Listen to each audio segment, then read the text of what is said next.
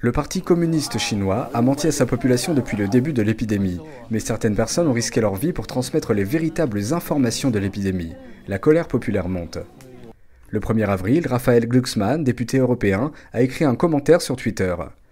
Le premier lanceur d'alerte de la pandémie. Il y a tout juste 3 mois, le 1er janvier 2020, Li Wenliang fut arrêté par les autorités chinoises. Son crime, avoir lancé l'alerte sur la nature et la dangerosité du Covid-19.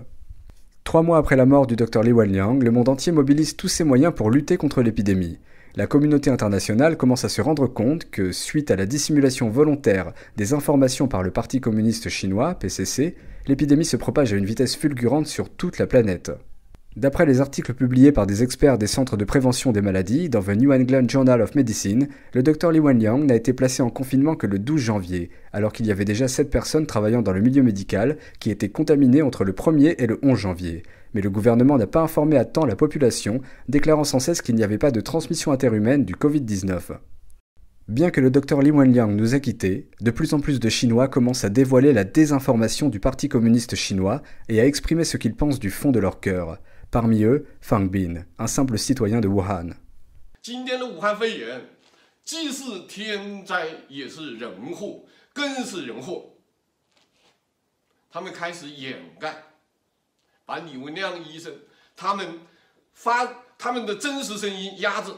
Avant d'être arrêté, Fang Bin avait publié des vidéos pour appeler la population à contester la situation et demander au gouvernement de rendre le pouvoir au peuple.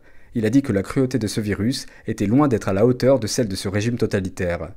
Dans le même temps, Li Sehua, ancien présentateur de CCTV, est allé faire des investigations à Wuhan, équipé entre autres choses de son appareil photo. Il a informé le monde entier de la situation réelle à Wuhan pendant cette épidémie, de ce qui se passe vraiment en Chine. 我的一位在主流媒体工作的朋友告诉我，现在所有关于疫情的坏消息都已经被中央收归统一的报道，而地方媒体只能报道关于患者治愈等等的好消息。 Li Sehua est parti en vélo faire des interviews dans le quartier Paibuting où s'est déroulé un banquet géant réunissant 40 000 familles.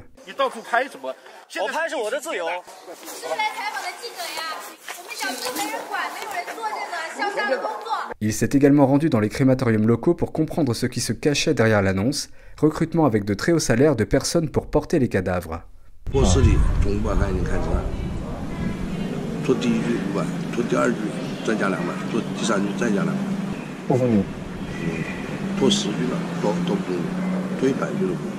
Li Sehua, 25 ans, a été arrêté par la police le 26 février. Ce n'est peut-être que le début d'un mouvement de résistance contre le pouvoir dictatorial du régime communiste en Chine.